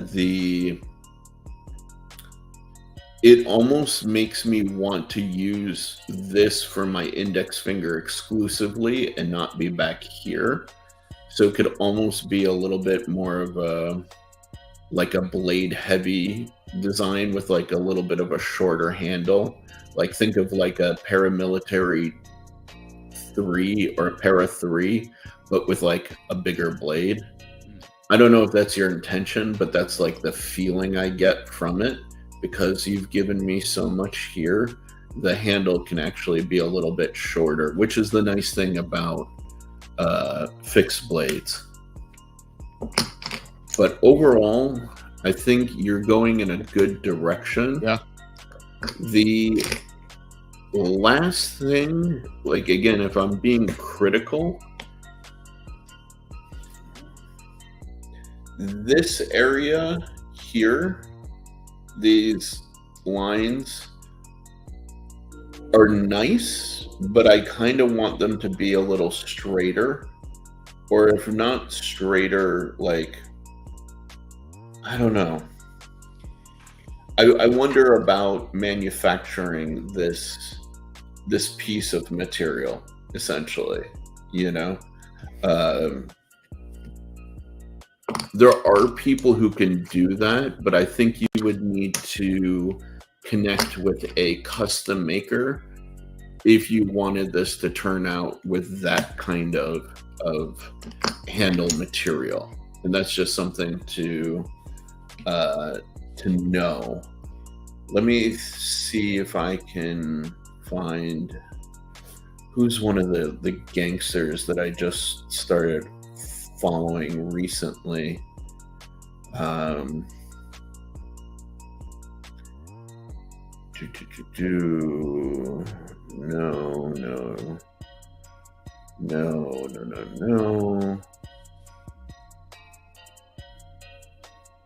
none of these guys. There's like scale material makers who can do that sort of thing. Oh man, why does Brotech gear have to have such cool shit? Anyways, but that would be very difficult for a mass manufacturer to pull off. So that's something that I always consider with my designs. Like I want to maximize the likelihood of my design getting picked up. Here we go. Like this guy, Flying Shark, right? He can make scales like what you drew. Yeah, dude, you nailed it before I even got there. Flying Shark is a perfect example, right? He can do that kind of scale material, you know, those kinds of finishes, you know?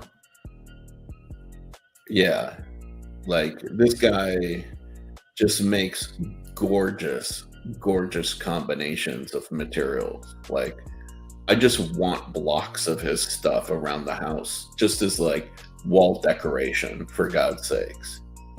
Like, are you seeing this, Joe? Like, look at this. Yeah, I am. I'm seeing it.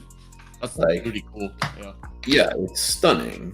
You know, like you could literally take one of these blocks, put a little hanger on the back of it, and this could be a piece of art for your wall. Yeah. Like, I want this for just my house, you know? So yeah, if you think about like working with somebody who can use materials like this, or you can like coordinate with a guy like Flying Shark, then you can get that handle material made. But if you're talking about like licensing that design, no way, they wouldn't do it. It's you too expensive. You need to do it just one off type of thing. Yeah.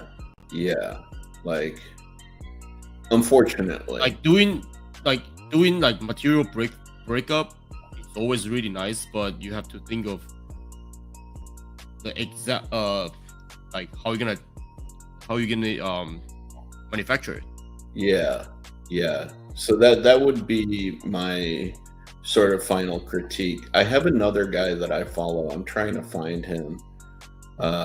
So sorry for all of like the doom scrolling here. But yeah, like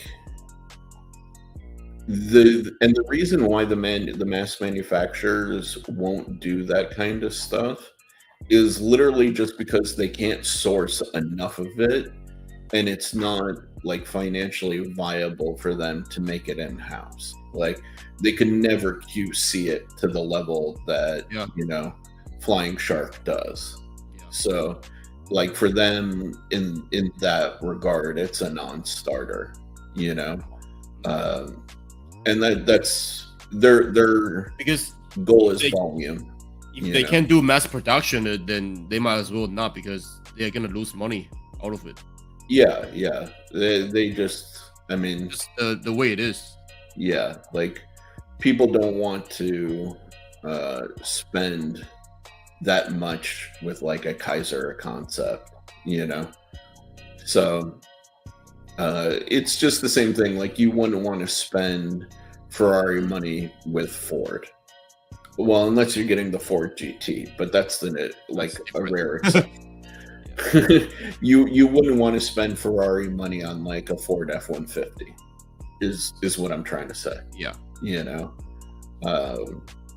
or like a Ford Escort or Taurus, if you guys remember those cars, But anyways, yeah. I don't think it's difficult for you to pin it down, though.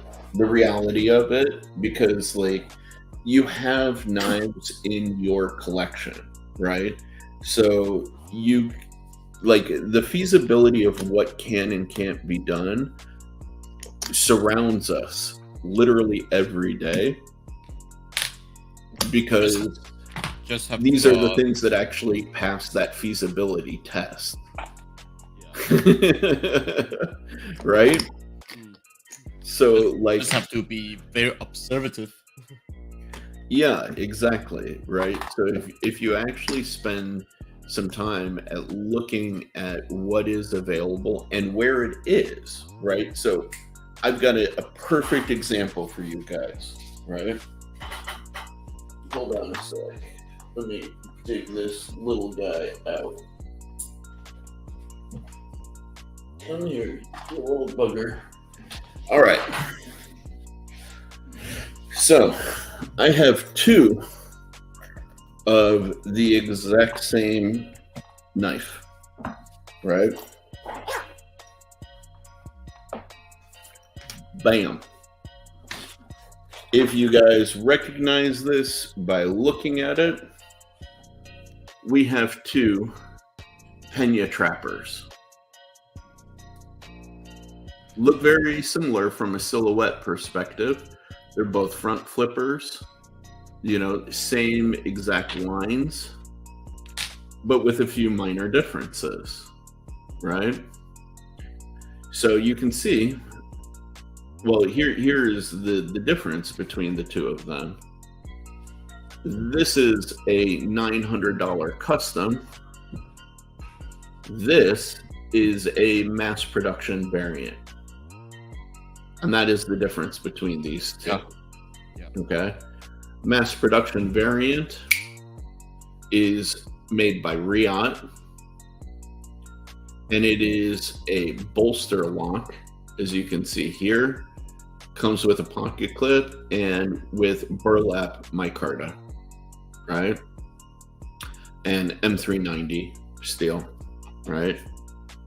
The custom is also a front flipper, but is a titanium frame lock. But layered on top of the titanium frame are these customized micarta scales in this sort of like green multi-tone. There's the G10 liner, the G10, I'm assuming this is like polished G10 up here. You have the inlaid crest. You have G10 liners separating those scales from the titanium. The titanium is hand polished, which you can't see, but it is really, really nicely done. Hand polished blade or hand rubbed satin finish to the blade, back spacer cut to match. Whereas this is just the generic like titanium one. This is the same material as the scales, So a big difference in feasibility between these two, right? Like you can spec this for Riot, but this is what Riot can produce at a reasonable price. This guy, the second you start asking for all of these additional fit and finish details, that's where you get going to handmade and a significant price difference. This was like $260, and according to Steve Clare, this was $900. So big difference, But this thing is phenomenal. I love Pena. I've never handled any of his hand-done custom work, and I gotta say, it does not disappoint, for sure. But anyways, feasibility. And this is it in a nutshell right here. Yeah.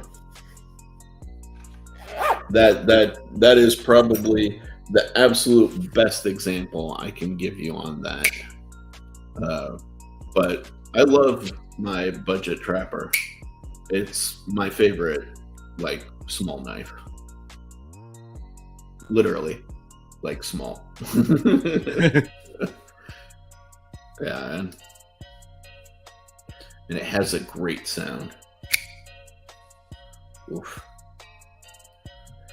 So, yeah, man, that is the last point of the critique. You know what I mean?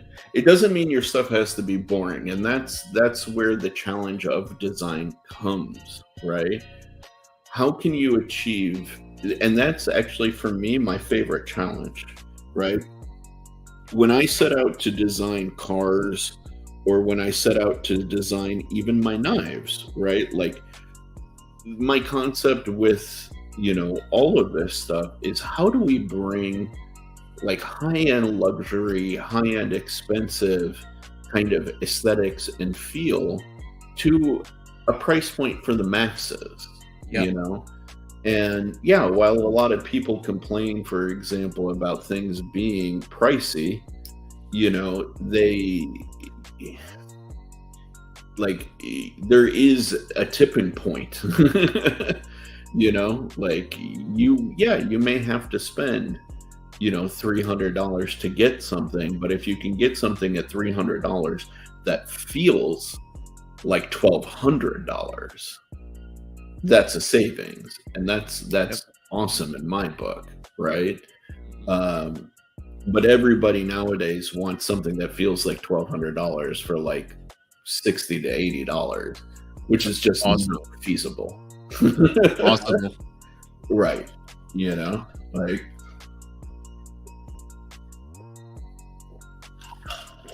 so just real quick, while you guys are speaking, so this is example of how you use a square, cube, basically, and then to draw, dissect sections, and then combine sections to draw like a mouse or simple object. Yeah.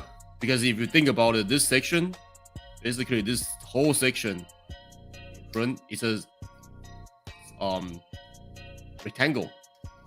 And then the back is just a part of sphere. Yeah. And you just combine them together, and then add in details like shading and bottom details, and even you can starting to get like texture, or just even add more function to that. But this is just quick and dirty. Again, we're using that word quick and dirty. Yeah. We do love doing things quick and dirty. Yep. Because it's just the whole idea of getting quick and dirty sketch is to get your concept out of your brain. Yeah. I do a lot of quick and dirty sketches. And you can just get like this. Dude. But yeah, man, like, this is where, I like the challenge of trying to find a way to do things that are very high quality, affordably, Yeah. Whether people appreciate that or not, or understand it or not, that's their business. Yeah. You know what I mean? But like, a lot of you guys know, like, my most recent design that I did, the pterosaur, that's a $400+ design. I know that without question, right? But you also won't encounter something constructed like that, let's say in the custom world, for less than a few thousand, like even in the custom world, there are tiers of feasibility, you know? And when you start talking about like integral construction, you know, certain blade steels, compound grinds, all of that stuff, right? You start looking at several $1,000s. You don't tend to see it in the $600, $700, $800 price point. So again, it's about feasibility, manufacturability, skill to actually do things, you know. So again, the way I see it is, if I can bring something that you would have to pay high-end custom money for $400, that's that's amazing. You know what I mean?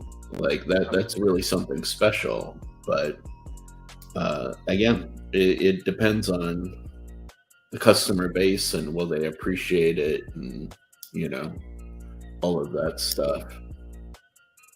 That's why I get annoyed, man, when there's all of these people who are like,